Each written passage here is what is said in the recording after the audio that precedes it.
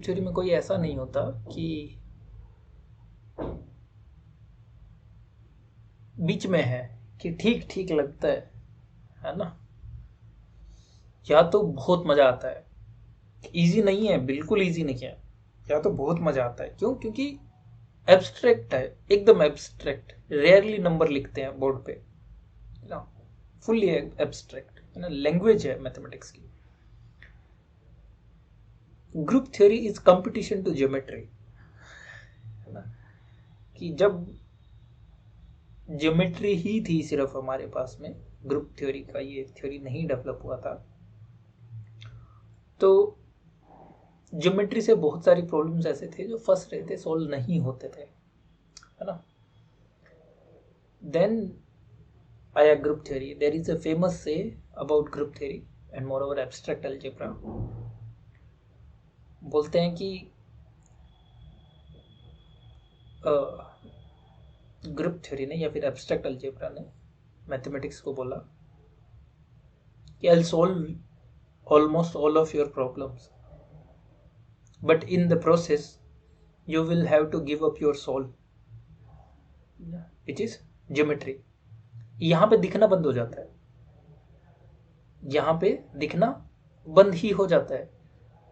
Z दिख जाता है साइक्लिक, ठीक है, पॉलीगन का रोटेशन रोटेट करता जा रहा है वो। डीएन दिखता है कुछ एन तक, डीएन भी कुछ एन तक दिखता है। अच्छा, यहाँ रोटेशन है, यहाँ रिफ्लेक्शन है ना, डीएन भी कुछ एन तक दिखता है।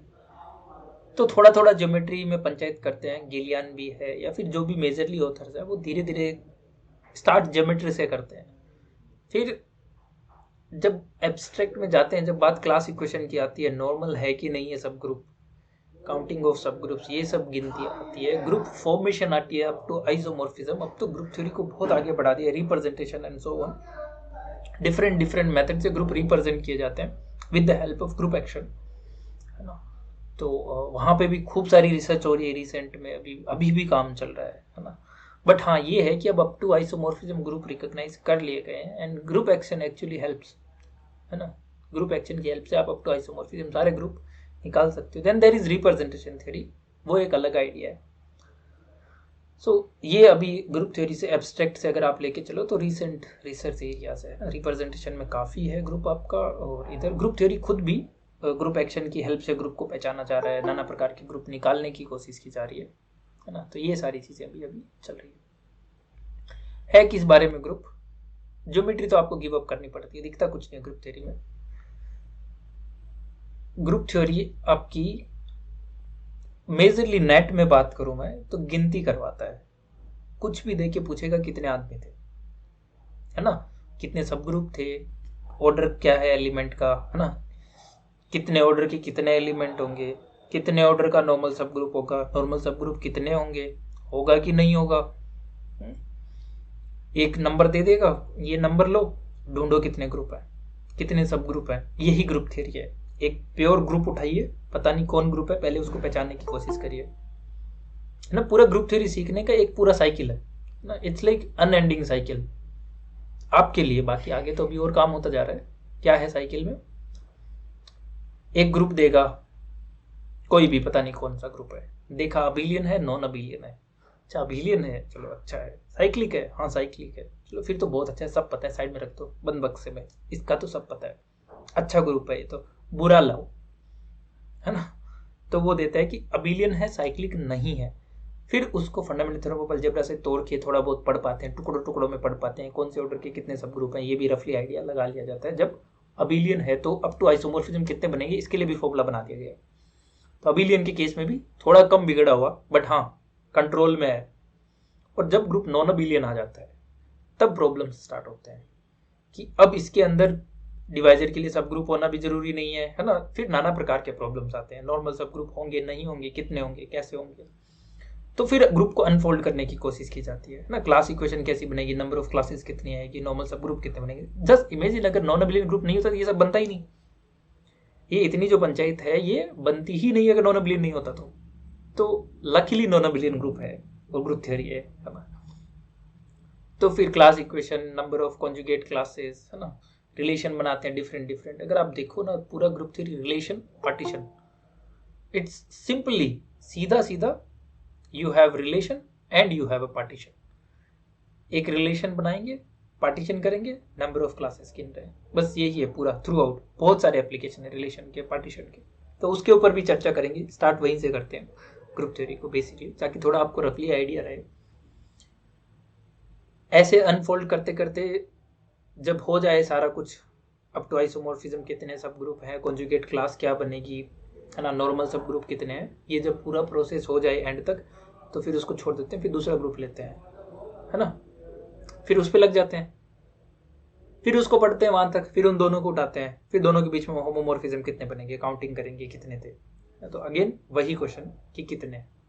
तो counting is through out in the group theory, आपको काउंटिंग ही करते रहना है। हम ग्रुप थ्योरी को कुछ पार्ट में बांट लेते हैं एज यूजुअल, जैसे हम यूनिट्स बना के पढ़ते हैं। पहला चैप्टर जो हम रखेंगे, या फिर उसको आप यूनिट 0 भी बोल सकते हो एज यूजुअल, इसमें हम बेसिक्स कवर करेंगे। इसमें हम इंट्रोडक्शन, थोड़ा बहुत कुछ नंबर थ्योरी का पार्ट भी आता है आपका, तो उसको सेपरेटली कवर नहीं किया जाता क्योंकि इतना मेजर आता नहीं है, या फिर आप काम निकाल लेते हो खुद से, समझ से, सोच से, है ना।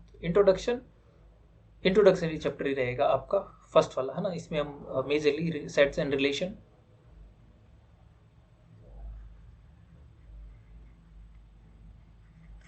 रिलेशन, उसके अलावा हम है ना counting of relations of course, and थोड़ा बहुत नंबर थ्योरेटिकल फंक्शन ना, यूलर फाई फंक्शन है आपका, टाउ फंक्शन है ना, इनके ऊपर चर्चा करेंगे, ये कैसे होते हैं, क्या बनते हैं, और थोड़े कुछ नंबर थ्योरेटिकल थ्योरम्स जो है ना, प्रूफ नहीं कराएंगे ऑब्वियसली उनका, बट दे देंगे आपको, यूलर्स का थ्योरम है और ये जो भी थ्योरम है।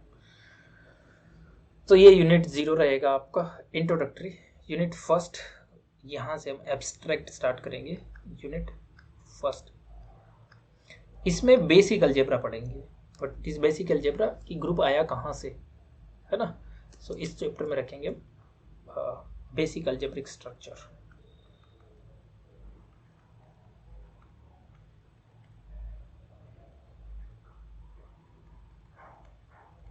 बेसिक अलजेब्रिक स्ट्रक्चर, क्यों मिसिंग है ना, बेसिक अलजेब्रिक स्ट्रक्चर्स। इसमें होता क्या है एक्चुअली, बाइनरी ऑपरेशन, है ना। शुरू कहाँ से करें ग्रुप थ्योरी ना, कि ग्रुप कहाँ से आया, कैसे बनाया गया, क्या क्या प्रॉपर्टीज हैं, वो सारी उनके बारे में चर्चा करेंगे। सो अलजेब्रिक स्ट्रक्चर होता क्या है, कितने टाइप के हो सकते हैं, कुछ एग्जांपल्स लिस्ट करेंगे, है ना। अलजेब्रिक स्ट्रक्चर की प्रॉपर्टीज ना, इन सारी चीज़ों पे चर्चा करेंगे। हेंस कि ग्रुप क्या होता है, definition and so on. So unit first is again just basic introduction of group theory other than of normal things. Unit second, इसके ऊपर हम चलेंगे group with in groups.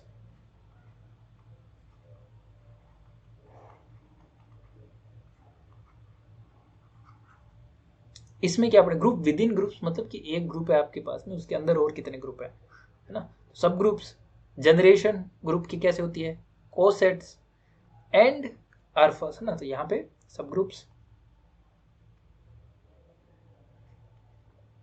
Cosets and your very important theorem, first milestone, नाम बताओ।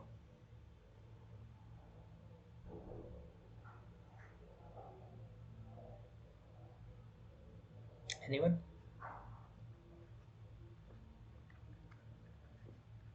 Lagrange's theorem, first milestone of algebra.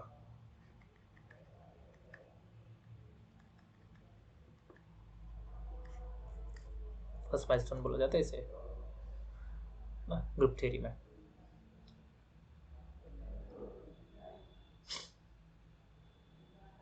ठीक है, यहीं से आगे ग्रुप विद इन ग्रुप्स हो गया आपका, है ना। यहाँ पे कुछ ग्रुप्स की प्रॉपर्टीज वगैरह ये भी डिस्कस कर लेंगे। साइक्लिक ग्रुप क्या होता है, नॉन साइक्लिक ग्रुप क्या होता है, cyclic group, generation by an element,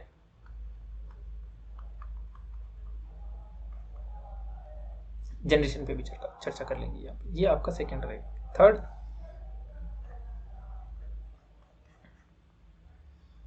some important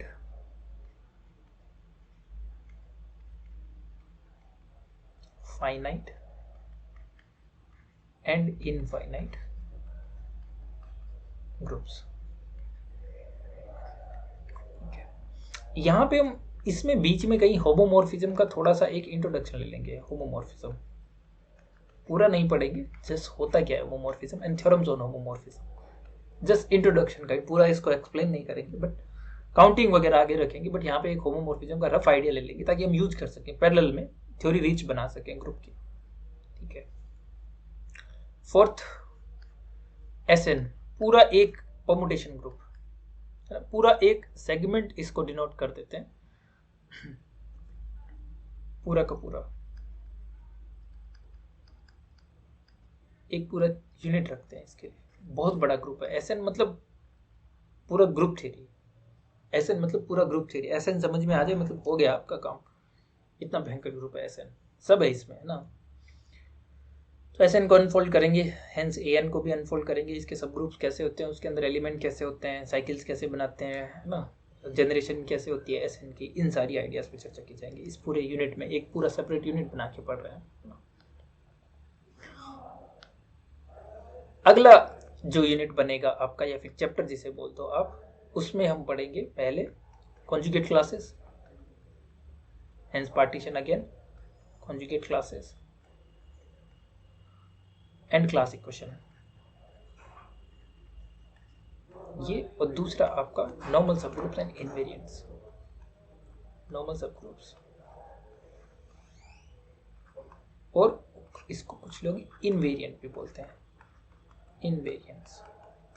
invariant क्यों होता है ये, क्योंकि जब आप एक्स एच एक्स इनवर्स निकाल रहे होते हो तो वापस एच ही आ जाते हैं, क्योंकि they are actually unaffected by conjugacy, hence invariant. Fix point को भी बोलते हैं ना, F of alpha equal to alpha, then alpha is invariant, है ना, कि उसको कोई फर्क नहीं पड़ा एफ से। तो वैसे ही इन नॉर्मल सबग्रुप को जब आप up to conjugacy X H X inverse निकालते हैं तो वापस एच आ जाता है ना। They are invariant under conjugacy. So normal subgroup और इनवेरिएंट। उसके बाद में हम यहाँ पे क्वेश्चन ग्रुप क्या होता है, इसके बारे में भी चर्चा करेंगे सारी through out. Last and final हम आपका द साइलोस पैकेज, पूरा एक पैकेट है ये। इसमें आपका पूरा का पूरा, और साइलो थ्योरम है ना, 3 थ्योरम है साइलो के, first second third. Proof silo का इंडक्शन से होता है एक तो, और एक इससे आपका ग्रुप एक्शन की हेल्प से, तो इसलिए कंटेंट से बाहर समझा गया है। स्टिल साइलो थ्योरम्स के ऊपर क्वेश्चन पूछे जाते हैं आपसे, प्रूफ पे नहीं पूछता, है ना। सो हम थ्योरम्स लेंगे, इसके एप्लीकेशंस लेंगे, fundamental of theorem of algebra भी लेंगे यहीं पे, इन सारे पे थ्रू आउट चर्चा करेंगे। तो ये आपका कंटेंट रहेगा मोटा मोटी जो हम कवर करेंगे। एग्जाम में बात करूँ मैं ग्रुप थ्योरी की, आपके नेट में, तो ग्रुप थ्योरी के जो प्रॉब्लम होते हैं वो या तो एकदम हो जाते हैं ऐसे इजी, लाइक डुएबल प्रॉब्लम, जिसने ग्रुप थ्योरी पे मेहनत की है उससे हो जाता है, या फिर ऐसा होता है कि ऐसा रेयर हुआ है बट हो जाता है कभी कभी। समटाइम्स ग्रुप थ्योरी का प्रॉब्लम आपका ऐसा आता है कि ऊपर से ही निकल जाता है। जैसे पिछली बार एक क्वेश्चन आया था, ग्रुप ऑफ ऑर्डर 24 पे पूछ रहा है। 24 ऑर्डर के दुनिया भर के ग्रुप होते हैं अप टू आइसोमॉर्फिज्म, वो वहां पे एग्जाम में फिगर आउट कर पाना is like really difficult task and almost impossible अगर आपने पहले से 24 पे काम नहीं कर रखा है। और करना भी मुश्किल है, क्योंकि ये आपका क्या 2 क्यूब इंटू 3 है ना, ये पी क्यूब इंटू क्यू वाले सब ग्रुप जो होते हैं वो काफ़ी बन जाते हैं नंबर में, क्योंकि क्यूब आ गया ना एक नंबर का, काफ़ी ग्रुप बन जाते हैं अप टू आइसोमॉर्फिज्म ऑर्डर के। वो प्रॉब्लम क्रिएट करता है आपका बाद में, अगर आप ऐसा कुछ पूछ लेता है तो। अगेन बाकी अगर आप जनरली क्वेश्चन देखो, प्रीवियस ईयर क्वेश्चन उठा के देखो, इस बार के गेट का पेपर उठा लो, पिछले बार के जितने गेट हुए हैं वो उठा लो, नेट उठा लो, क्वेश्चन डुएबल होते हैं, स्कोर देके जाते हैं आपको, ठीक है ना। जहां आता है वहां होता है ग्रुप का क्वेश्चन, इतना डिफिकल्ट बनता नहीं है, मेजरली हो जाता है। और अगर हम जितना पढ़ा रहे हैं उतना पढ़ लोगे तो आराम से हो जाएगा। अगर इतना पढ़ के अच्छे से उसको समझ लिया, समझना आपसे नहीं हो रहा तो मतलब होगा ही नहीं, वो जो उस पेपर में बैठे हैं उनमें से किसी से नहीं होगा, ठीक है ना। बस मेहनत करते रहे साथ साथ। सो लास्ट में आपका साइलोस पे केस, एग्जाम में नेट में आपका ग्रुप आता है लगभग 15, मतलब पूरा अगर आप एब्स्ट्रैक्ट देखो ना, ग्रुप और रिंग, है ना, ग्रुप थ्योरी और रिंग थ्योरी दोनों अगर मैं मिला दूं तो आपका जो नेट में आता है वो आता है 31 मार्क्स का, एस्टिमेटेड 28 to 31 मार्क्स। और जो गेट में आता है आपका यही सब्जेक्ट, वो आता है लगभग आपका 10 मार्क्स का, है ना। गेट में ग्रुप एक्शन पे भी कभी कभी पूछ लेता है, बट नेट में ग्रुप एक्शन सिलेबस में ही नहीं है, ठीक है। स्टिल थोड़ा बहुत आइडिया दे देंगे आपको, काउंट करना ग्रुप एक्शन पे क्वेश्चन बन भी जाए तो वो भी गेट का डील हो जाएगा आपसे। सो अगर आप ग्रुप थ्योरी अलोन समझ रहे हो तो आप 15 मार्क्स तक लेके चल सकते हो, रफली idea, even 15 plus. Again group अच्छे से पढ़ा हुआ है तो रिंग में काफ़ी हेल्प करेगा आपकी। सो ओवरऑल रिंग थ्योरी की कुछ कुछ लोगों को इजी लगती है, बट ग्रुप थ्योरी सबके गले में आ जाती है जिसके आती है उसके। जबकि ग्रुप थ्योरी तो एकदम ऐसा एडिक्टिव सब्जेक्ट है ना, ऐसे बैठे बैठे गिनती करने लग जाओ कितने होमोमॉर्फिज्म बनेंगे बैठे बैठे ना, तो बहुत मजा आने वाला है ग्रुप थ्योरी में। तो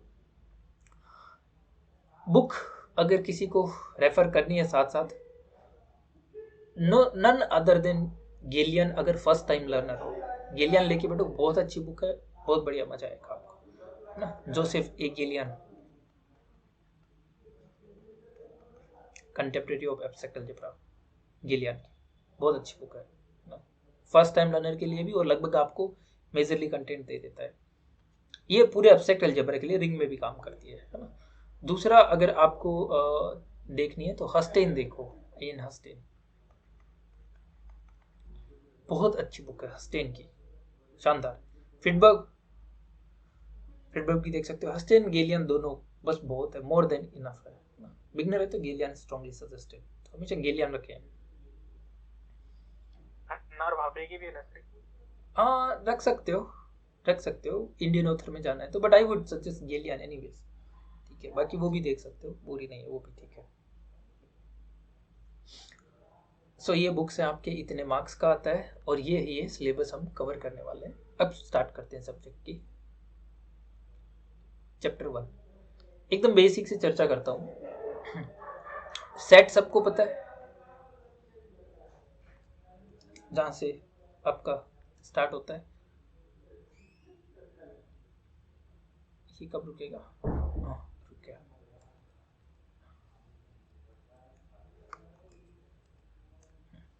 सो सेट हमें पता है, so I'll denote set by capital letters in general, ना, so I'll denote it by E। Majorly यहाँ पे जिन सेट्स पे चर्चा होगी हमारी, well defined collection of object, यहाँ पे जिन सेट्स पे चर्चा होगी हमारी, जैसे हमें जो स्टैंडर्ड नॉन सेट है वो इस टाइप से आप इनको डिवाइड कर सकते हो।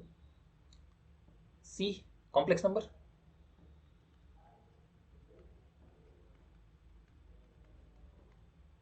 Set of all complex number, है ना। इससे क्या लिया हमने, इसके दो पार्ट लेते हैं ना, एक तो इमेजिनरी पार्ट है ना, एक रियल पार्ट। यानी कि आप इसको ऐसे ही एक्स प्लस आई वाई लो तो ये भी आ रहा है, ये भी आ रहा है, वैसे तो आई से डिफर कर लेते हैं, बट अगेन यहाँ पे हम इसको सेट आर बना लेते हैं, यानी कि C is nothing but R plus I R. फिर यहाँ पे आर के टुकड़े होते जाते हैं, है ना। आर के फिर दो टुकड़े, कौन कौन से? रैशनल, हाँ, इरेशनल एंड रैशनल। ये बहुत भयंकर है ना। ये हमारे बस की बात नहीं है, और एक्चुअली ये स्ट्रक्चर भी अच्छा बनता नहीं है इनका, बाइनरी ऑपरेशन के किसी की रेस्पेक्ट नहीं करता ये।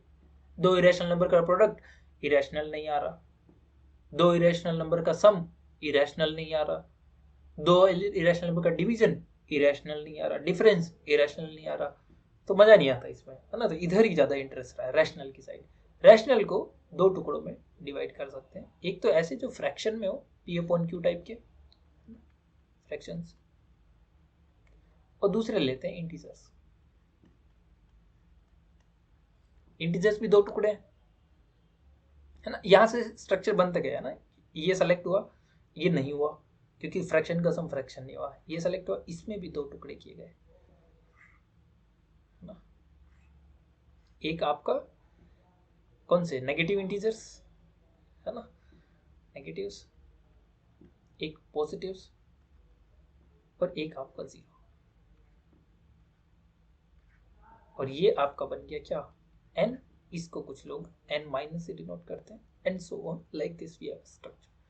अब नेचुरल में दुनिया भर के थ्योरम्स है आपके पास में, नेचुरल नंबर में या फिर इंटीजर्स में बहुत सारे थ्योरम्स है आपके पास में, है ना। नेचुरल में जैसे आपका यूलर्स है, डिवीजन एल्गोरिथम है, प्राइम्स क्या होते हैं, ये ट्विन प्राइम क्या होते हैं, है ना। लाइक दो प्राइम और ये सारी चीजें आई एज्यूम कि आपको पता होगा प्राइम क्या होते हैं, राइट।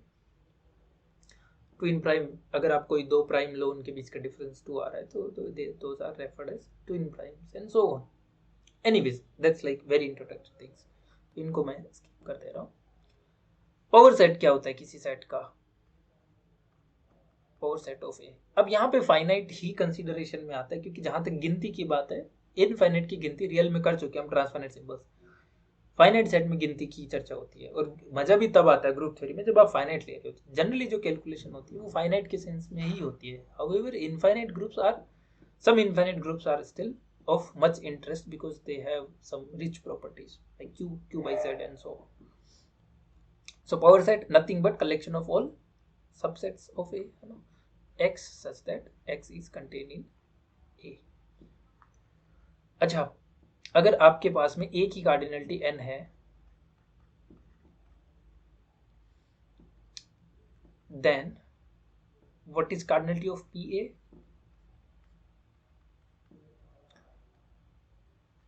सो ग्रुप थ्योरी से तो हम करके आए हैं। यहाँ पे कॉम्बिनेटोरियल आर्ग्यूमेंट लेते हैं, सॉरी रियल एनालिसिस में तो फंक्शन से करके आए हैं, यहाँ पे एक कॉम्बिनेटोरियल आर्ग्यूमेंट लेते हैं, है ना। कॉम्बिनेटोरियल आर्ग्यूमेंट ये है कि आपके पास में ए के अंदर एन एलिमेंट है। पहले जब भी आपको फाइनाइट सेट दे रखा हो ना, आप उनके नामकरण कर दो। जेब्रा में नामकरण करना बहुत इंपॉर्टेंट है ना। मतलब अगर आपसे कुछ हो ना, अलजेब्रा पढ़ लिया है आपने तो पंडित बन जाए, बहुत नामकरण कर पाओगे दुनिया भर का, ठीक है।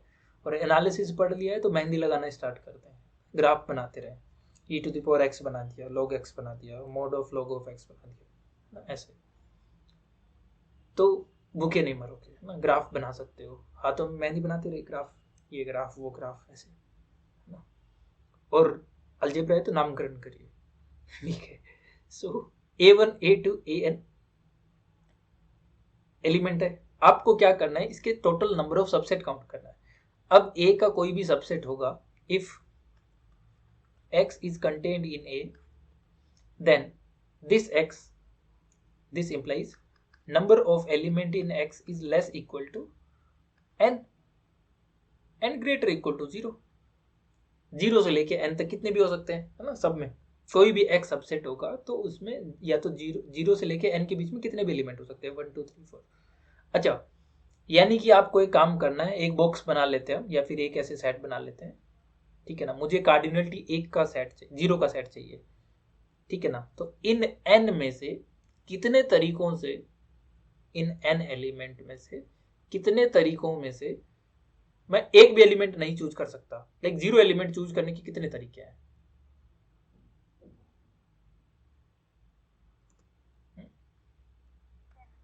n चूज 0 कोई एक ही तरीका है। क्या तरीका कि किसी को नहीं चूज करो, ये एक है, n चूज 0 इज 1, है ना। देयर इज वन वे कि क्या किसी को मत लो, that is also way, isn't it. So एक आ गया हमारे पास में, क्या चीज, n चूज 0, ये number of subset of cardinality 1 है, कितना, एक। दूसरा, अगर मुझे एक कार्डिनलिटी का सबसेट चाहिए तो n में से मैं एक चूज कर लूं, कोई भी, doesn't matter which one I have selected, एक कार्डिनलिटी का बन जाएगा। तो कार्डिनलिटी एक के कितने बनेंगे, n चूज 1। ऐसे ही कार्डिनलिटी 2 के n में से 2 चूज कर लो, कोई भी 2 चूज कर लो। और ये आपका चलता रहेगा कि आप n में से n एलिमेंट चूज कर लो तो कार्डिनलिटी n का बन जाएगा, जो कि एक ही तरीका बनेगा, n choose n and n choose 0 is same.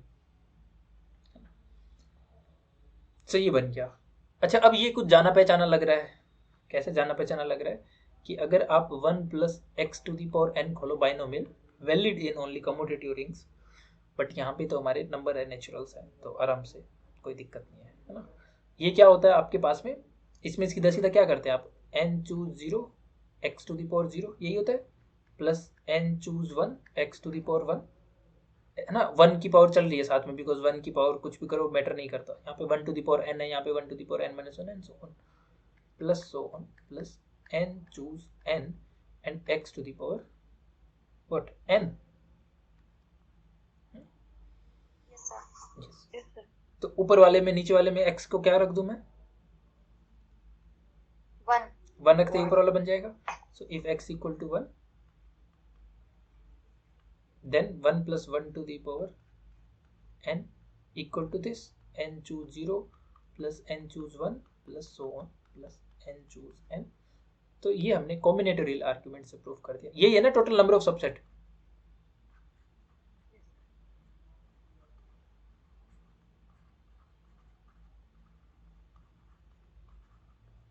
तो which is equal to, so यही था, this is equal to 2 to the power n ना. तो पावर सेट ऑफ ए की कार्डिनलिटी आपकी 2 to the power n by combinatorial argument.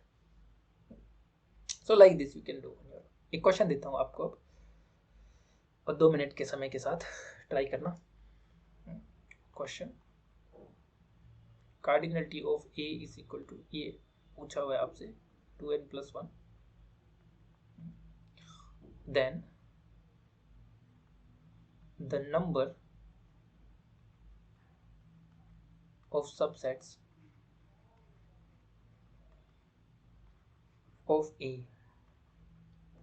having more than n elements,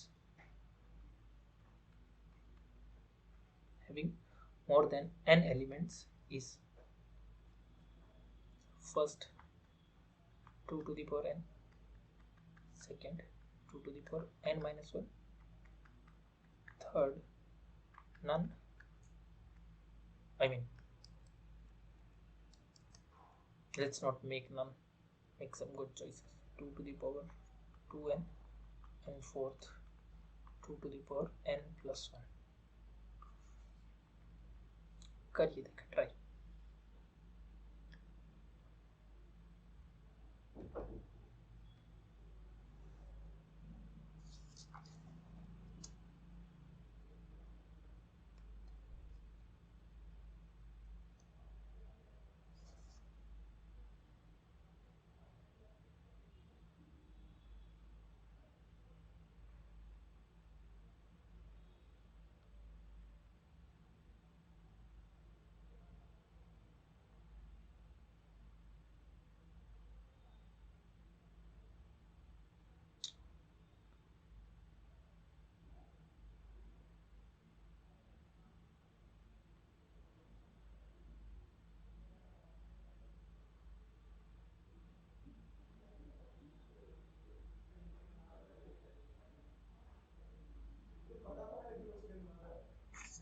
Sir, C. Okay.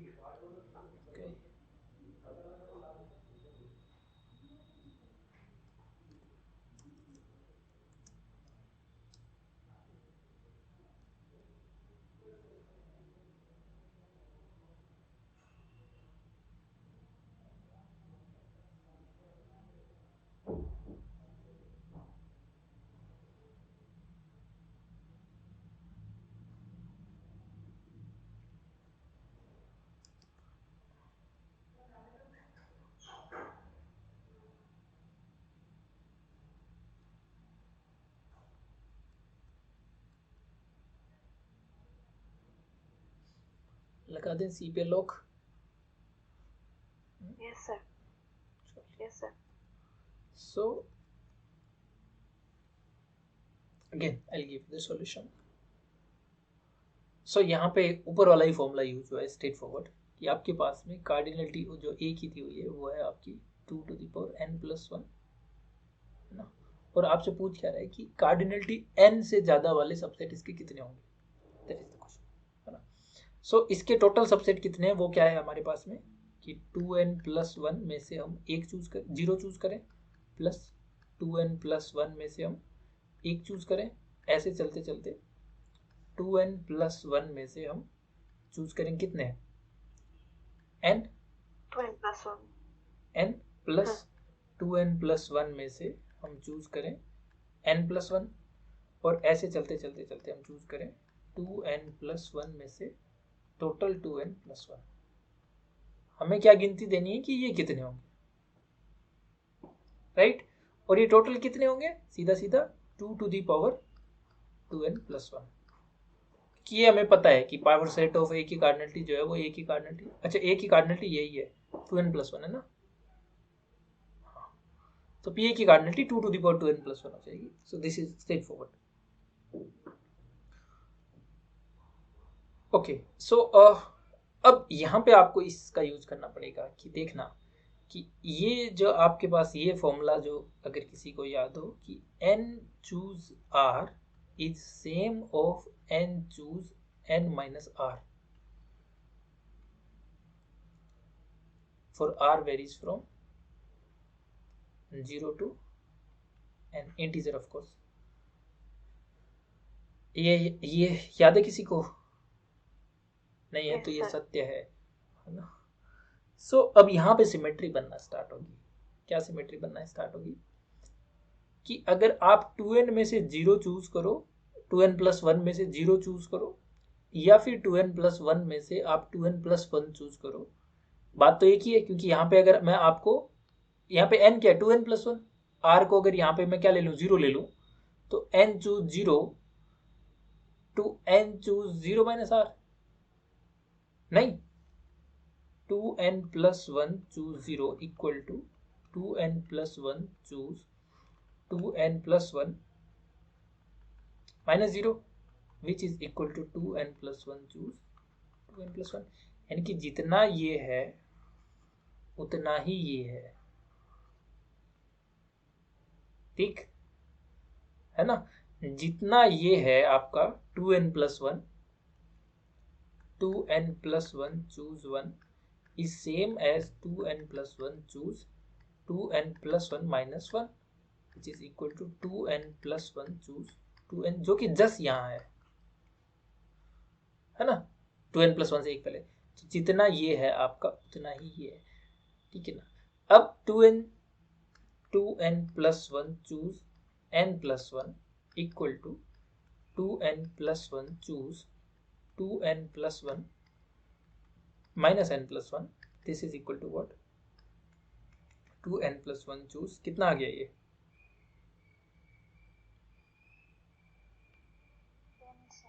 n ना, n यानी कि ये ऐसे सिमेट्री बनती जा रही है. जितने ये हैं उतने ही ये हैं. यानी कि ये इसको लिख दूं मैं 2 टाइम करके कि मान लेता हूं ये अल्फा है ये सारा सम, तो ये बचा हुआ सम भी कितना बनेगा अल्फा. यानी कि 2 to the power 2n+1 equal to alpha plus alpha, where alpha is what? Number of subset of A having n elements. ये है ना, less equal to n element, not exact n, up to n है ना, having less equal to n elements. So कितने बन गए यहाँ पे? अल्फा की वैल्यू निकाल दो simply. Alpha equal to 2 to the power 2n+1 upon 2 which is 2 to the power 2n. सो आपका आंसर आ गया. This 2 to the power 2n is the answer. सी. चलिए आगे चलते हैं. कार्टेशियन प्रोडक्ट पता है सबको. अगर आपको एक साइड दिया हुआ है a, एक साइड दिया हुआ b, or any sides generally consider non empty, then a cross b is defined as a comma b, a belongs to a and b belongs to b. ऐसे straightforward. So this is defined as card. अच्छा यहाँ पे अगर आपके पास में ऐसे दे दे, if to well define it, if A B is equal to C D implies implied by a और c सेम है and b and d same है. Just to define it properly कि दो ऑर्डर्ड पेयर कब equal होंगे, जब वो दोनों पेयर आपके सेम हो जाए, तो ये वाला कार्टेशियन प्रोडक्ट होता है. There are some also product है ना, in which you like if a equal to c then you will consider them equal. Those are actually like defined, you say it's some kind of relation, but in this particular I'm taking that they are equal if and only if they are pair wise equal, coordinate wise equal, first position same, second position. So that's are standard Cartesian product, but there are more kind of products. Anyways, if cardinality of this A is M and B is N, if this has M element and this has N element, तो A cross B में कितना आ जाएगा आपके पास? Why so? Because for A, for first we have two places. For first place we have M choice, and for second place we have N choice. So total M into N choice. Because both can come together, so we will use the product rule. Okay, so M dot N. A cross B has M cross N elements. अच्छा, एक और है इसमें property ये भी, that if you take A union B, you all know what is union, cross C is same as A cross C union B cross C. Like this thing holds in Cartesian product. There is no problem with that. Okay, you must see it. Same for the intersection. A intersection B cross C is nothing but A cross C intersection B cross C. That means product is distributive over union and intersection. It remains same. And one more property, fourth one, is that if you have A cross B intersection C cross D, then what you can do is actually shuffle them.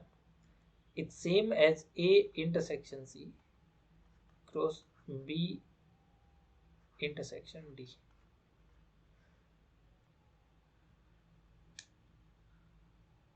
Yes, it's same.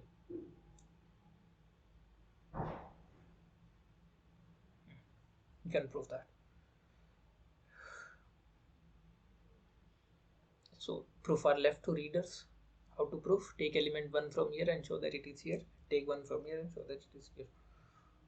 तो वो हमेशा की तरह reader पे ही ना self try करें. These are the properties. एक question देता हूँ आपको.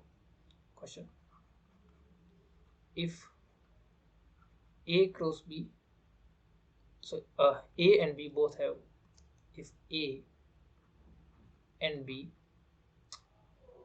have 99 elements,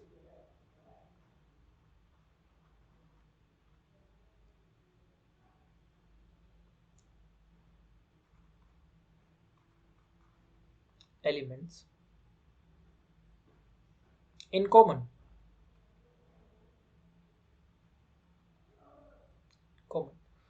then the number of elements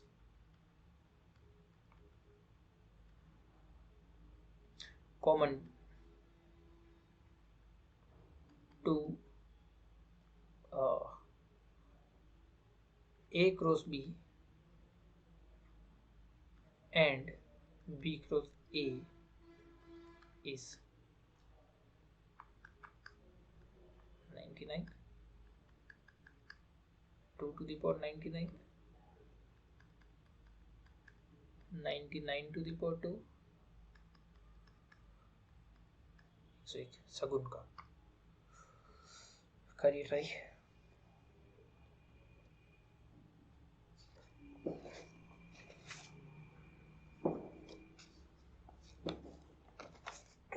Third option. Then square.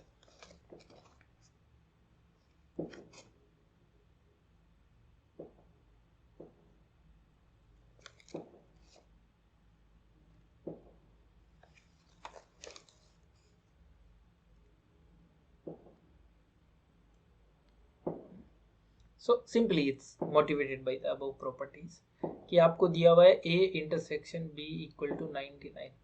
पूछ क्या रहा है? A intersection B, sorry, A cross B, A cross B intersection B cross A, इसकी cardinality क्या आएगी? That is the question. So if I look above, कि अगर आपके पास में दो सेट का कार्टेशियन प्रोडक्ट है, बीच में इंटरसेक्शन है, तो आप first and third and second and fourth के बीच में इंटरसेक्शन ले सकते हो, है ना, and then take their Cartesian product, the property fourth. So if I use that here, that means what I can do is this cardinality is same because the set are same. This is same as A intersection B, okay, cross B intersection A, this.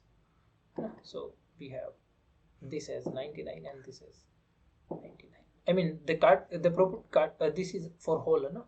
But that preserves set wise. So that will be, this has 99 and this has 99. So 99 to 99. So that's your option. B is selected. So आगे चलते हैं. What is relation then? Relation वैसे पढ़ा होगा, relation आपने बचपन में. अब रिलेशन छोटा नहीं रहा, अब रिलेशन बड़ा हो गया. रिश्ते नाते छोटे होते हैं तब इतने रिश्ते नातों का कदर नहीं होता ना, तो पता भी नहीं चलता, कुछ बोल भी दो किसी को तो इतना फर्क नहीं पड़ता. अब बड़े हो गए हम ना, अब रिश्ते हमारे लिए बड़े मतलब रखते हैं, है ना. सो अब रिलेशन को आराम से डिफाइन करना पड़ेगा, शांति से, मोर एब्स्ट्रैक्ट सेंस में. और सारी बातें रिलेशन की ही है इस पूरे में. अलजेब्रा में सब रिलेशन ही है, रिलेशन एंड इक्विवेलेंस रिलेशन, है ना. इक्विवेलेंस रिलेशन होते ही पार्टीशन हो जाता है, ठीक है ना, क्योंकि इक्वलिटी की बात होती नहीं है रिलेशन में. जैसे इक्वलिटी की बात करते हो तो पार्टीशन फिक्स है ना.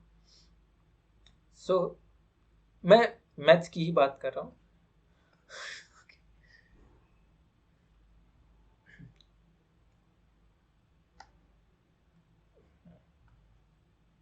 ठीक है, ये विड्थ ठीक है. रिलेशन, हाँ मैं कंफर्म करा रहा था. Let A and B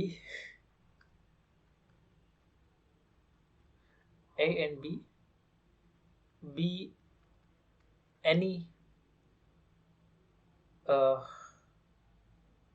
set. Okay, I take any set, like take two sets. भाई दो आदमी तो चाहिए ना कम से कम रिश्ते बनाने के लिए, तो दो उठा लिया हमने, A and B. Any subset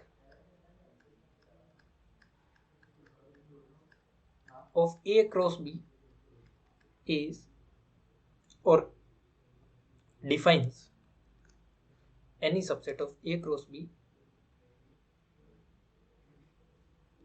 defines a relation लिख रहा हूँ, यानी कि एक से ज्यादा रिश्ते हो सकते हैं दो लोगों के बीच में, दो सेट के बीच में, है ना. defines a relation between, or I would say from A to B. Define a relation from A to B. यानी कि आप सिंपली A क्रॉस B के सबसेट उठाई, रिलेशन मिलते जाएंगे. That is if S is a subset of A cross B, then S is a relation from A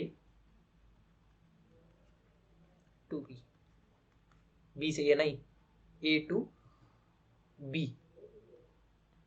यानी कि यहां से बड़ी एकदम सीधी सीधी क्लियर हो गई कि आप कोई भी सबसेट उठाइए आपको रिलेशन मिल जाएगा ना. जैसे अगर मैं आपको सेट दे दूं A equal to A B and C and B equal to just simply 1 and 2. अब मैं आपको S1 दे रहा हूं, कुछ भी उठा के दे दिया आपको, A, 1, यानी कि A इज रिलेटेड टू 1. अब क्या रूल है, क्या नियम है, क्या शर्तें हैं, कुछ भी है, ये है जिसके अंदर A 1 से रिलेट करता है, A, 1, है ना. So this is a subset of A cross B, so this is a relation on A from A to B, ठीक है ना. Simply just subset. अच्छा, तो डेफिनेशन से ही बड़ा क्लियर हो जा रहा है, नोट पॉइंट बना लेते हैं तुरंत. पहला कि दो रिलेशन अलग कब होंगे. टू रिलेशंस, रूल से नहीं, कि रूल क्या था, two relations are distinct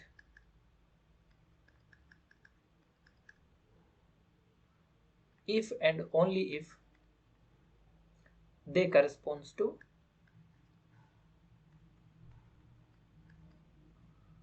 a distinct subset or different subset, not distinct, different subset of A cross B।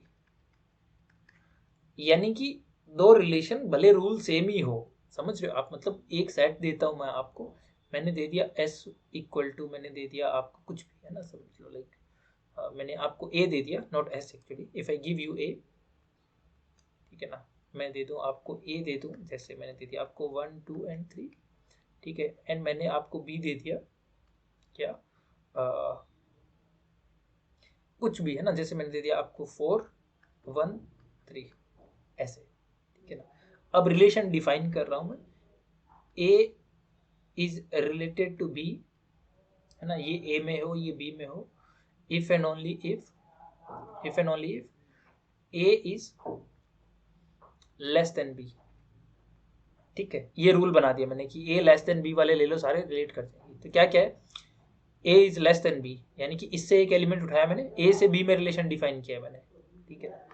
तो A is less than B for some B, for B ना, कि वो उससे रिलेट करेगा जो उससे लेस हो जाएगा, कोई भी B उठा लो आप। अब जैसे मैं यहाँ पे 1 उठाऊं, 1 उठाया मैंने, 1 is less then 4, fine, 1 is less then 3, आगे दोनों ऐसे और रूल बना लो, है ना। अब 2 is less then 4 and 2 is less then 3, बस, और तो कोई 3 इज लेस देन 4, यस 3 4 भी आएगा ऐसे। This is just a simple rule we had and we have a relation now. अब आप भले कितने ही दूसरे रूल बनाओ, जब तक यही सेट आ रहा है उन रूल से भी, भले रूल कुछ और था, आप एक ही रूल डिफरेंट रूल से हो सकता है आपको सेम ही सेट मिले, पॉसिबल है, हो सकता है एम्प्टी आ जाए, समझ रहे हो, आपको दे दे A is greater than B for all B, तो एम्प्टी आएगा। अब कुछ और रूल बना दूं फिर भी एम्प्टी आ रहा है, तो वो भी है तो रिलेशन ही, एम्प्टी सेट भी रिलेशन है, क्योंकि वो A क्रॉस B का सबसेट है। क्या रिलेशन है कि कोई रिश्ता नहीं है हमारा तुमसे।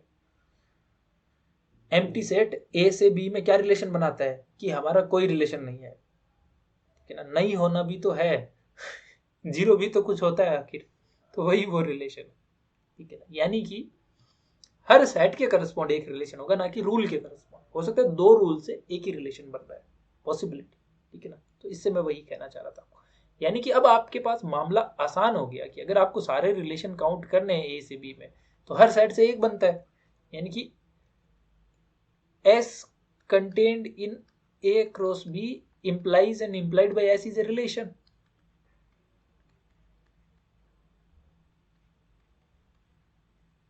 From A to B. If and only if. ये सबसेट है तो रिलेशन है, रिलेशन सबसेट है, और कोई कुछ नहीं है बस। यानी कि अगर मैं सारे नंबर ऑफ रिलेशन काउंट करना चाहूं, if cardinality of A equal to M, cardinality यानी कि number of element in B is n। अच्छा, जो कॉम्बिनेटोरियल वाले हैं ना, वो कार्डिनलिटी को ऐसे डिफाइन करते हैं, hashtag A equal to M, hashtag B equal to n। ये अगर आपको कहीं देखा मिले कॉम्बिनेटोरियल के रिलेटेड कुछ टॉपिक है, तो पूछे number of elements in A, number of elements in B, तो वो हैशटैग बोलते हैं ना। नंबर ऑफ पर्सन बोला तो hashtag person, it's just standard notation, recent updates। Anyways, so if A has an element, A has m element, B has an element, then number of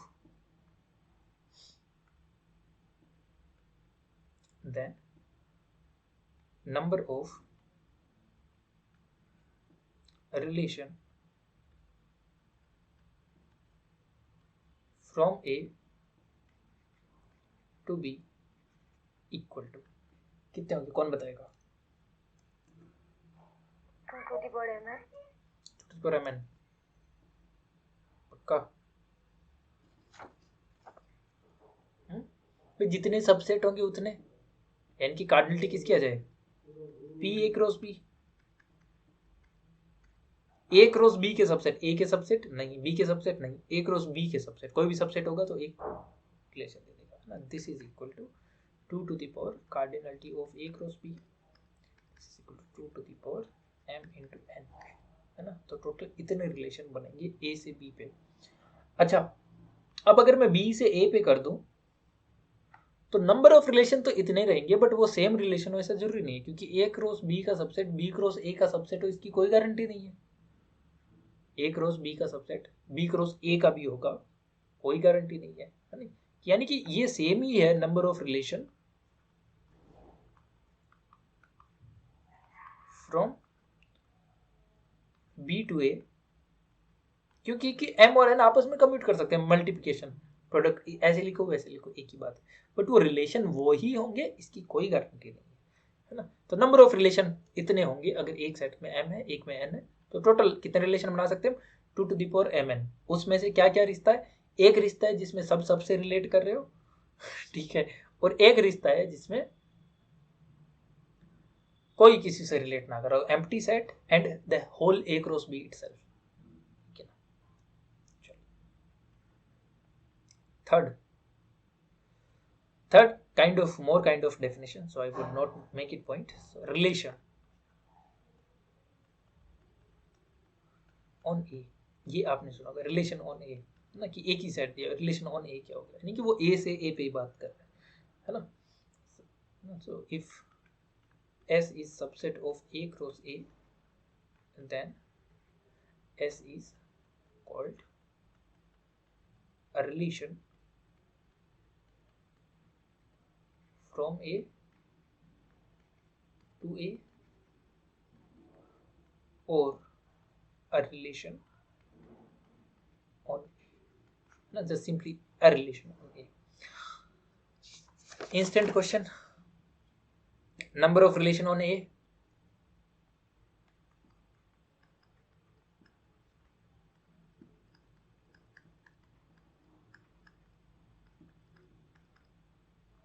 कितने बनेंगे, 2 to the power cardinality of A into A square. Cardinality of A square है ना, card A में n है तो 2 to the power n square, जितने भी. okay, there is a term called both ways relation.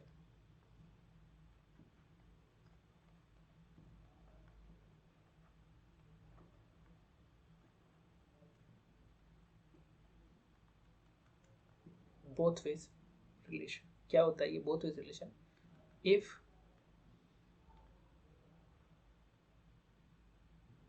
it is relation from A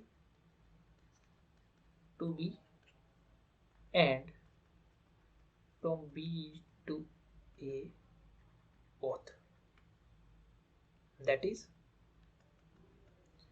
if S is contained in A cross B and S is contained in B cross A से B और B से B पे, then S is called both ways relation.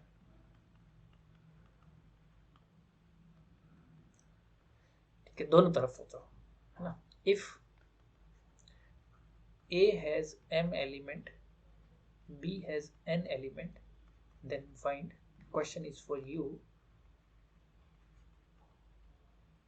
number of both ways relation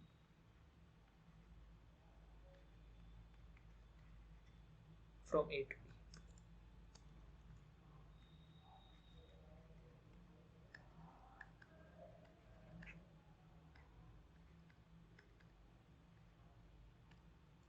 करिए try, एक minute दीजिए मुझे.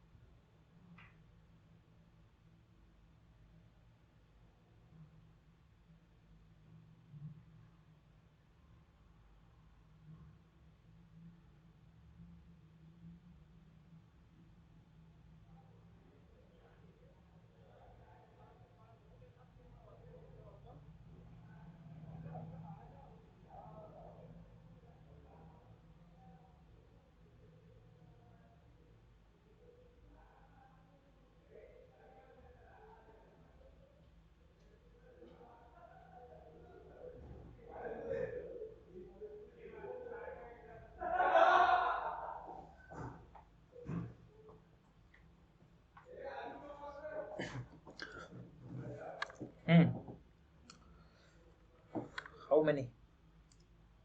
Sir, at least one. At least one. In exact number? Sir वो तो इंटरसेक्शन में कितना आएगा? हाँ तो ऐसे बना सकते हैं ना हम। हाँ, If इंटरसेक्शन बी में जितना आएगा A intersection B equal to R, कुछ तो आएगी, R मान लेते हैं उसको। Of course R is less equal to N and less equal to M, तो कितना आ जाएगा?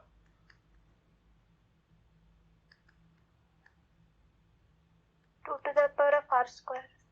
हाँ, नंबर ऑफ बोथ रिलेशन कितना हो जाएगा आपका? सीधा लिख दे रहा हूं मैं, equal to 2 to the power R whole square. क्योंकि इसके सबसेट उठाएंगे ना हम, ये थोड़ी उठाएंगे इसके सारे पॉसिबल सबसेट, कि ये जो R कार्डिनलिटी का सेट आ गया है A इंटरसेक्शन B में, इसके जितने सबसेट बनेंगे वो सारे बोथ वे होंगे, है ना? तो इसका power set A intersection B का, so that's 2 to the power R square. That's both ways relation from A to A. Next type of relations.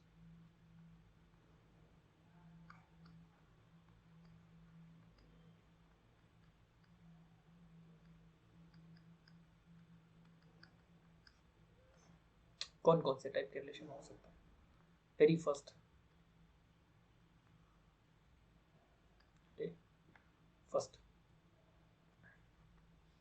Identity relation.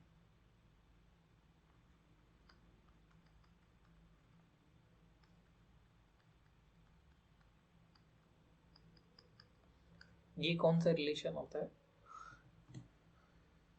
कि इसमें कोई भी इंसान सिर्फ खुद का सोचता है,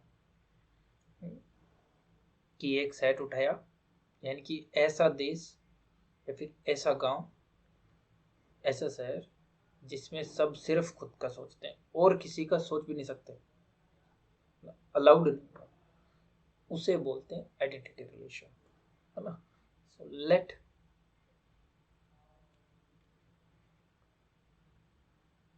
A be any set,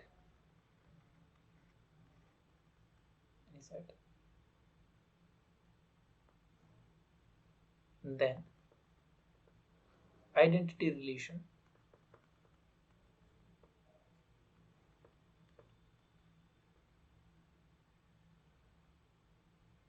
is a subset of A cross A in which every element is related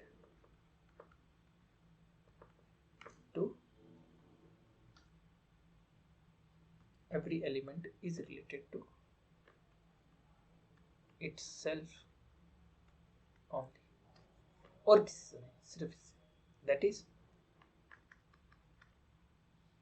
I equal to, नाम रखते हैं आइडेंटिटी रिलेशन का, I equal to A comma A belongs to A। बस ये उठा लो। Example, another example, like अगर मैं आपको दे दूं A इक्वल टू ABC, तो इसके ऊपर आइडेंटिटी रिलेशन क्या बनेगा? सीधा सीधा AA BB just only itself, और कुछ नहीं, ठीक है ना? अच्छा, ये सारे होने भी चाहिए, रिलेटेड होने भी चाहिए और सिर्फ खुद से, है ना? अगर मैं ये दे दूं I dash equal to AA, तो it is not identity relation, है ना? सारे खुद से रिलेट होने ही चाहिए, ओके, नेसेसिटी है। नेक्स्ट, अच्छा, तो कितने आइडेंटिटी रिलेशन बन सकते हैं एक सेट पे? यूनिक, क्योंकि सारे होने ही चाहिए और कोई चॉइस ही नहीं, एक्स्ट्रा आना भी नहीं चाहिए, सो ओनली यूनिक, है ना? Identity relation is always unique. एक ही होता है, एक से ज्यादा नहीं होते। दूसरा रिफ्लेक्सिव। क्या होता है रिफ्लेक्सिव? कि दूसरे अलाउड है ना, कि पहले खुद के बनो, है ना? पहले अंदर झांक के देखो दूसरों को कुछ बोलने से पहले, फिर दूसरों की देखो, है ना। ऐसे नहीं कि खुद पता नहीं क्या कर रहा है दूसरों को ज्ञान दे रहे हैं ना, नहीं नहीं ऐसे नहीं करना है, वैसे करना है, और खुद पता नहीं क्या कर रहा है ना। तो रिफ्लेक्सिव में वो वाले सारे आते हैं कि पहले खुद का देखना जरूरी है, दूसरों का तुम्हारी कैपेसिटी है तो देखो, जबकि आइडेंटिटी में सिर्फ खुद का। तो ए, है ना, relation is reflexive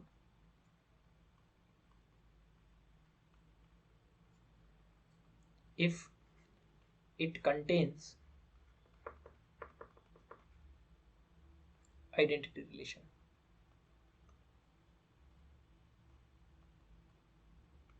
That is,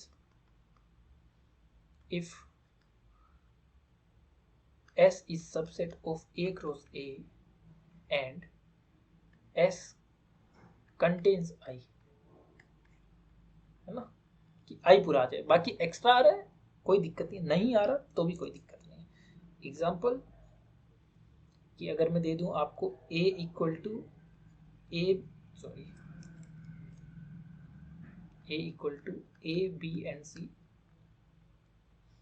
S1 equal to A comma A, B comma B, S2 equal to A comma A, B comma B, C comma C, S3 equal to AB, AC, AA, BB and CC, है ना। ये नहीं है, ये भी है, ये भी है, एक्स्ट्रा चलेगा, ठीक है। सो रिफ्लेक्सिव कौन सा होता है कि आइडेंटिटी कंटेन कर जाए, एक्स्ट्रा हो तो चलेगा। Question, number of reflexive relation on A if A has an element. This is for you. Next, irreflexive relation. Irreflexive. Irreflexive. What is irreflexive? If I intersection S is empty, S contained in A cross A and I intersection S is empty, then S is irreflexive relation। यानी कि identity के साथ एकदम ट्रिवियली intersect करे, कुछ common नहीं दे रहा, यानी कि कोई भी सेल्फिश इंसान यहाँ पे अलाउड नहीं है, ठीक है। सिर्फ दूसरों का भला करने वाले ही रिफ्लेक्सिव होते हैं, ओके। सो अच्छा, irreflexive is not opposite of reflexive, क्योंकि रिफ्लेक्सिव में सारे सेल्फ वाले चाहिए ही चाहिए, whereas if you have just one, like if I give you an example, take this A equal to simply जो ऊपर लेके चल रहे हैं A B and C, okay, and take S1 is A comma A, so ये ना तो reflexive है क्योंकि आइडेंटिटी कंटेन नहीं कर रहा, और ना इररिफ्लेक्सिव है क्योंकि आइडेंटिटी के साथ ट्रिवियली इंटरसेक्ट नहीं कर रहा, है ना। so I does not contained in S implies not reflexive, and I intersection S is non-empty implies not irreflexive। दोनों ही नहीं है ये, ठीक है, ना तो रिफ्लेक्सिव है ना इररिफ्लेक्सिव है। सो जरूरी नहीं है कि कोई रिलेशन रिफ्लेक्सिव या इररिफ्लेक्सिव हो सकता है, दोनों ना हो, बट अगर आई का कोई एलिमेंट नहीं है तो फिर जैसे ए बी ए सी ले लो, that is irreflexive. Question, guess करो number of irreflexive relation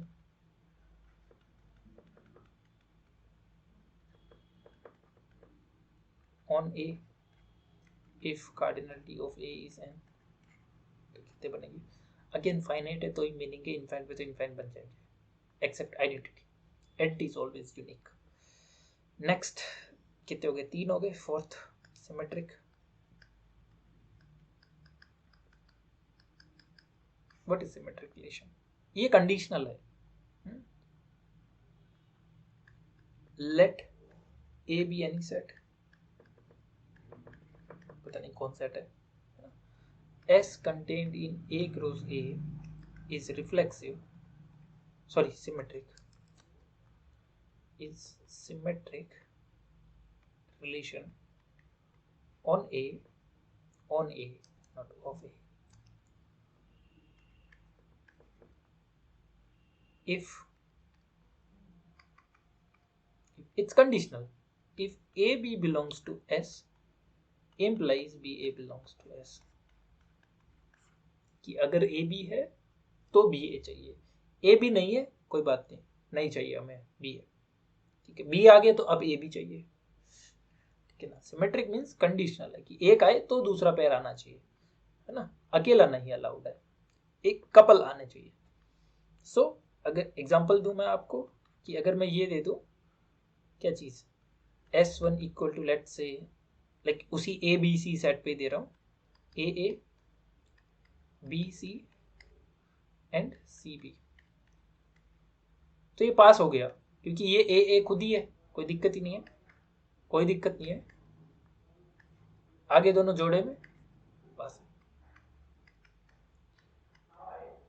AA and CB। अब CB आ गया तो BA चाहिए, इसमें जरूरी नहीं है कि आपके पास में A इंटू B भी होना चाहिए, B इंटू A भी होना चाहिए, नहीं, अगर A B है तो BA चाहिए, यहाँ पे C इंटू B है तो अब C into B into C भी, B कॉमा C भी चाहिए, है ना, तो कंडीशनल है, ये नहीं बन पाएगा सिमेट्रिक। अच्छा, आइडेंटिटी रिलेशन सिमेट्रिक है, identity relation is I is symmetric,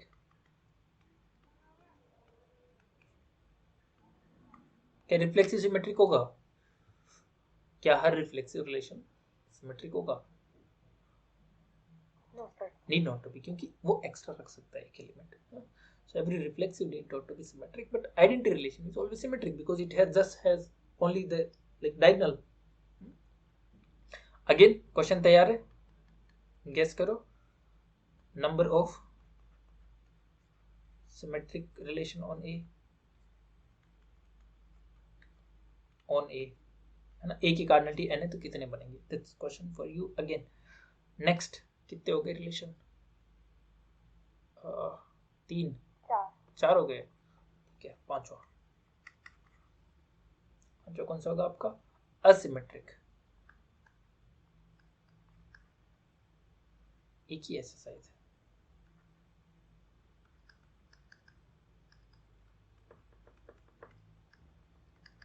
कब होता है? if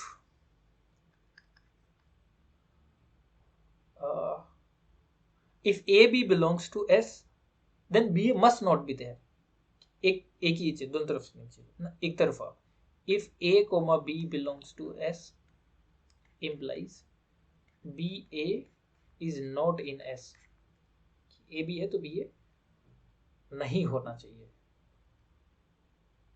ओके, अगर हो गया तो फिर वो पक्का एसिमेट्रिक नहीं है, यानी कि आइडेंटिटी के साथ इसका इंटरसेक्शन पहले तो एम्प्टी आना चाहिए, क्योंकि उसमें डायगोनल की एंट्री आ गई AA है तो AA भी है, तो वो तो नहीं आना चाहिए कोई।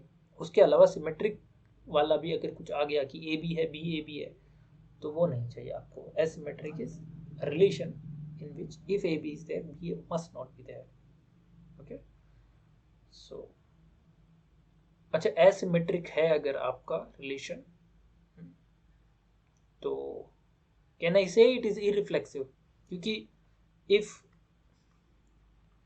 S is asymmetric implies S intersection I is empty, converse is not true, क्योंकि I का कोई एलिमेंट आ नहीं सकता ना, कोई भी एक AA नहीं आ सकता, इसमें B भी नहीं आ सकता, क्योंकि वो फिर इम्प्लाई कर जाएगा, बिलोंग कर जाएगा, है ना, तो S इंटरसेक्शन I empty आएगा, ठीक है ना। उसके अलावा अगर AB आया तो BA नहीं आएगा, ठीक है ना, तो क्या इररिफ्लेक्सिव नहीं है ये? व्हाट वाज इररिफ्लेक्सिव रिलेशन, है ना, कि आई के साथ इंटरसेक्शन एम्प्टी आ जाए बस, और उसको कोई जरूरत नहीं है, तो ये तो आई के ना, आई के साथ इंटरसेक्शन, दिस इंप्लाइज इररिफ्लेक्सिव, यानी कि हर असिमेट्रिक रिलेशन इररिफ्लेक्सिव रिलेशन होता है। अच्छा, क्या ये सिमेट्रिक का अपोजिट है? नहीं, ये सिमेट्रिक का अपोजिट नहीं है। हो सकता है कि एक रिलेशन दोनों ना हो, ना तो सिमेट्रिक है ना ही एसिमेट्रिक है, दोनों ही नहीं है, पॉसिबिलिटी है, ठीक है ना, ढूंढना कि क्यों है। अगेन क्वेश्चन तैयार है, नंबर ऑफ एसिमेट्रिक कितने होंगे, left to you to find if A has N element then find number of, ये एक नोट बन गया। 6th number relation anti symmetric,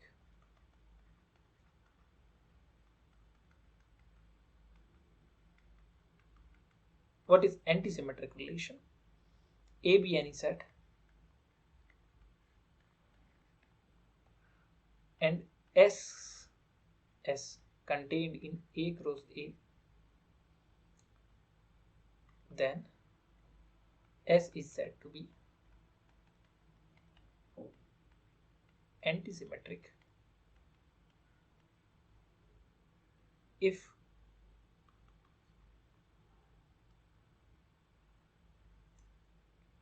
A B and B A, अगर दोनों जो आए तो बराबर होना पड़ेगा,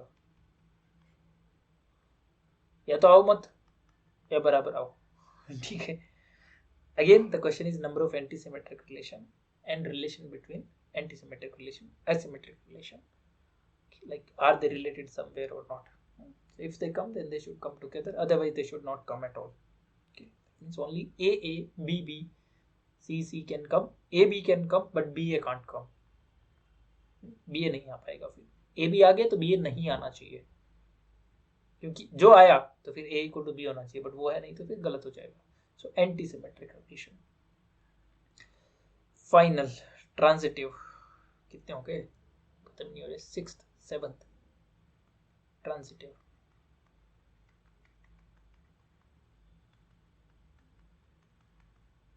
What is transitive relation?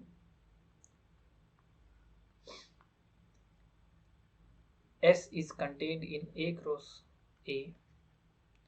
S is transitive if A, B and B, C belongs to S, implies A, C belongs to S, है ना। मतलब ये पहले होने चाहिए, बाद में है ना, कि ये दो हो तो वो होना चाहिए। सो A is related to B and B is related to C, then A must be related to C, यानी कि अगर A B का दोस्त है, B C का दोस्त है, तो A B C का दोस्त होना चाहिए। सो relation of friendship is it transitive? Relation of friendship is transitive और नॉट?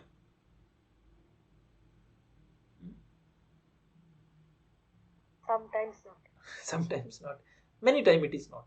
कि A B का फ्रेंड है और B C का है, तो जरूरी नहीं है कि A और C एक दूसरे को जानते भी हैं, और A जानना भी नहीं चाहता बहुत केस में, तो कि नहीं मैं ठीक हूँ, नहीं चाहिए और दोस्त मुझे। क्या रिलेशन ऑफ फ्रेंडशिप सिमेट्रिक है? है सिमेट्रिक। वो दोस्त नहीं जो पीठ में छुरा घोंपने वाले, ए बी का फ्रेंड है तो जरूरी थोड़ी बी ए का फ्रेंड हो। मान लेते हैं कि हाँ है, पता नहीं होता ना कि कभी कभी, तो ए बी का फ्रेंड है इसका मतलब ये नहीं है कि बी ए का फ्रेंड है ना। हाँ तो ए के लिए तो सिमेट्रिक ही हो गया ना, क्योंकि वो तो मानता है। हाँ तो ए बी आ गया, अब बी ए नहीं आ रहा, ठीक है ना। If A B is in S then B A must be in S, then symmetric, है ना। तो ए बी का फ्रेंड है और बी है ही नहीं, गड़बड़ होगी। पर ए तो मानता है फ्रेंड है, हाँ वो भी सोचता होगा ना अब ए भी मुझे फ्रेंड मानता है। हाँ तो ए के अकॉर्डिंग है ना, वो है या नहीं है वो तो नहीं पता ना। वो तो ए बिलीव करता है कि है सिमेट्रिक, बिलीफ में और एग्जिस्टेंस में डिफरेंस है। क्या पता वो सिर्फ बिलीफ ही कर रहा है, सच तो हमें पता चलेगा ना जब हम सबसेट बनाएंगे। तो रिलेशन ऑफ फ्रेंडशिप भी सिमेट्रिक नहीं है ना प्रैक्टिकली, क्योंकि जरूरी नहीं है कि हम तुम्हारे दोस्त हो तुम हमारे दोस्त। क्या पता वो दोस्त समझ रहा है, वो दोस्त ही नहीं समझ रहा। हम तो मैच वाले वैसे भी प्रूफ के बिना। अच्छा ठीक है, और कॉन्ट्राडिक्टरी बनाते हैं। रिलेशन ऑफ बेस्ट फ्रेंड, ठीक है, relation of being best friend, एक का बेस्ट फ्रेंड है और दूसरा सिर्फ नॉर्मल फ्रेंड ही समझ रहा है, ये तो कॉमन है। अगर ऊपर नीचे हो जाए तब भी गया वैसे। हाँ, तो ये फिर ज्यादा खतरनाक वाला रिलेशन है। अगर सिमेट्रिक नहीं हुआ तो, सिमेट्रिक हो गया तो बेस्ट रिलेशन है ना, being best friend. Blood relation, blood relation, A और बी दोनों सेम ब्लड शेयर करते हैं और बी और सी दोनों सेम ब्लड शेयर करते हैं, तो क्या ए और सी दोनों सेम ब्लड शेयर करेंगे? Good question. ब्लड रिलेशन, सोचना इस पे। अच्छा, ब्लड रिलेशन की डेफिनेशन देनी पड़ेगी फिर कि क्या होता है ब्लड रिलेशन, कि A and B are related by blood if they have same parents, कि दोनों मम्मी पापा सेम ही हो। फिर चर्चा कर सकते हो कि आप रिलेशन कौन सा है, सिमेट्रिक है कि नहीं है, ट्रांजिटिव है कि नहीं है, रिफ्लेक्सिव। रिफ्लेक्सिव तो हो ही गया ब्लड रिलेशन, सबके अंदर अपना ही खून होता है, खुद से तो रिलेट करते हैं ना ब्लड, है ना। ऐसे नहीं इधर किसी और का खून है, इधर किसी और का खून है, प्रोवाइडेड किसी ने बाहर से लगाया नहीं है तो कंसीडरिंग वो सिनेरियो हटा दो। Anyways, so these are kind of the relation we can have. And again transitive के लिए आपके पास अभी तक फॉर्मूला नहीं है, there is a lower bound on number of transitive relation, but so far so now we do not have any formula to count number of transitive relations, but rest of the relations you can actually count. Okay, so I'll give you some hints that how you count. You make number of choices, so I'll give you just for one and then rest of them you make. Okay, तो आपके पास में a1 a2 an elements है, you need to count how many like let's say symmetric relations are there, यानी कि अगर आपके पास a1 a2 है तो a2 a1 भी होना चाहिए, यानी कि ये दो पेयर में आने चाहिए, राइट। और सिमेट्रिक के केस में a1 a1 a2 a2 and so on an an, ये कौन है, सेम वाले हैं। ऐसे कितने एलिमेंट होंगे, n एलिमेंट। ऐसे कितने एलिमेंट होंगे, टोटल एलिमेंट कितने होंगे एक रो से में, n स्क्वायर। तो ऐसे n एलिमेंट, हाँ मुझे जाना है तभी तो, ऐसे n square minus n element. Hint दे रहा हूँ ताकि कल काम कर लो, नहीं तो कल बोलो सर अब आप कराओ गिनती, ठीक है ना। तो इनके पास दो चॉइस है, i N I 2 to the power n, इसके पास दो, एक i N I 2 into 2 into 2। इस पूरे पेयर के पास टोटल पेयर कितने, इतने। इस पेयर के पास दो चॉइस है, i ना आए, दूसरे पेयर के पास भी दो चॉइस है, तो यहाँ पे टोटल चॉइस आ जाएगी कितनी, 2 to the power square minus n by 2। So this is total number of choice product, this is total number of symmetric relation होने हैं। ऐसे सारे काउंट करें एक्सेप्ट ट्रांजिटिव। इक्विवेलेंस क्या हो जाएगा,